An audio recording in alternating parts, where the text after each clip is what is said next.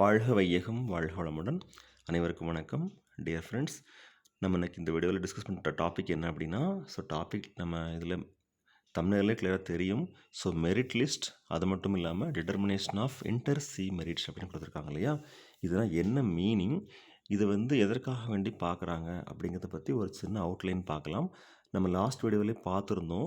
Merit list அப்படிங்கிறது நம்மளுடைய diploma in pharmacy first year and second இயரில் டோட்டலாக எடுத்த மார்க் இருக்கும்ல, அந்த மார்க்கை பேஸ் பண்ணி கொடுப்பாங்க. இப்போ நம்ம டிஸ்கஸ் பண்ணுற கண்டென்ட் என்ன அப்படின்னா, டிப்ளமா இன் ஃபார்மசி முடித்து பேச்சுலர் ஆஃப் ஃபார்மசி நம்மளுடைய Tamil Nadu doctor MGR medical university affiliation colleges join பண்ணுறதுக்கு selection committee, directorate of medical education and research Kilpauk Chennai அவர்களுடைய அஃபிஷியல் வெப்சைட்ஸ் மூலமாக நம்ம அப்ளை பண்ணுறோம் இல்லையா.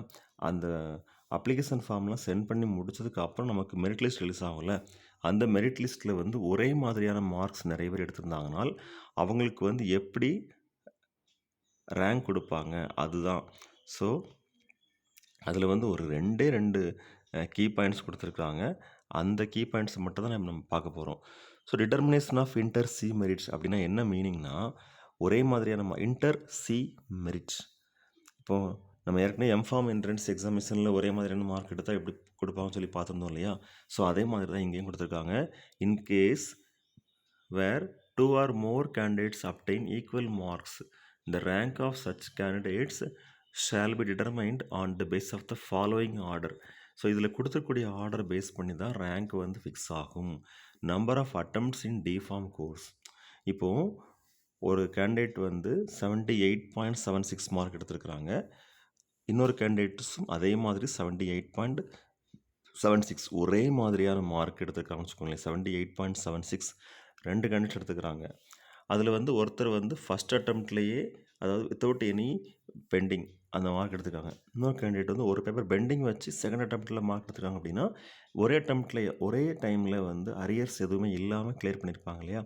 அவங்களுக்கு ரேங்க் முன்னுரிமை கிடைக்கும். செகண்ட் டைம் எழுதி அந்த மார்க் எடுத்திருப்பாங்கள்ல, அவங்களுக்கு அவங்களோட ரேங்க் அடுத்த ரேங்கில் அந்த முன்னுரிமை கிடைக்கும். அடுத்து டேட் ஆஃப் பர்த், அடுத்து weightage given to seniority in age. அதுக்கு அடுத்து செகண்ட் என்ன அப்படின்னா, இந்த இதை இப்போது சப்போஸ் 2 கேண்டிடேட்ஸ் இருந்தால் நாம் இதை மாதிரி பார்த்துக்கிட்டோம்.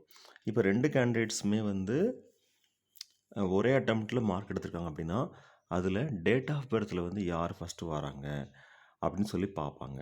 இப்போ ஃபார் எக்ஸாம்பிள் ஃபஸ்ட் கேண்டிடேட் 1 அவங்க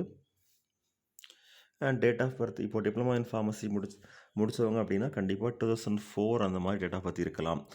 2004 October 1 அவங்க டேட் ஆஃப் பர்த் இருக்குது. இன்னொருத்தவங்களோட டேட் ஆஃப் பர்த் 2004 September 25 இருக்குது. அப்படின்னா அந்த ப்ரீவியஸ்லி செப்டம்பர் மந்தில் டேட் ஆஃப் பர்த் இருக்கும் இல்லையா, அவங்களுக்கு அந்த ப்ரிஃபரன்ஸ் இருக்கும்.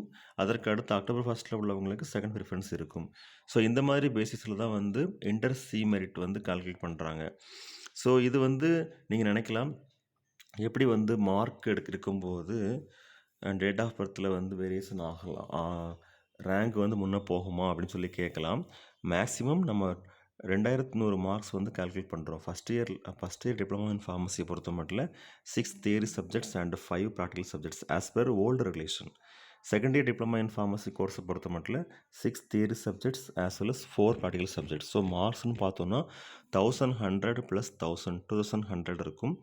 இதுலேயே ஆல்மோஸ்ட் கேண்டிடேட்ஸ்க்கு என்ன ஆகும் அப்படின்னா டிஃப்ரென்சஸ் வராது.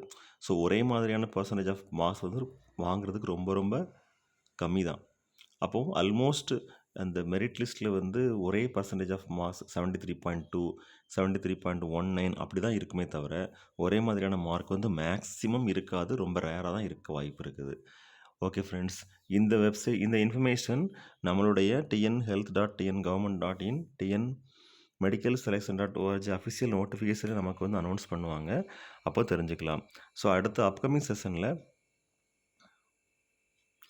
நம்ம ஆன்லைன் கவுன்சிலிங் பற்றின இன்ஃபர்மேஷன், அடுத்து மெத்தட் ஆஃப் செலெக்ஷன் இருப்பாங்க இல்லையா, அதை பற்றின இன்ஃபர்மேஷன்லாம் 1 by 1 டிஸ்கஸ் பண்ணி பார்க்கலாம். Thank you very much. Best wishes for all success. வாழ்க வையகம் வாழ்க வளமுடன். நன்றி.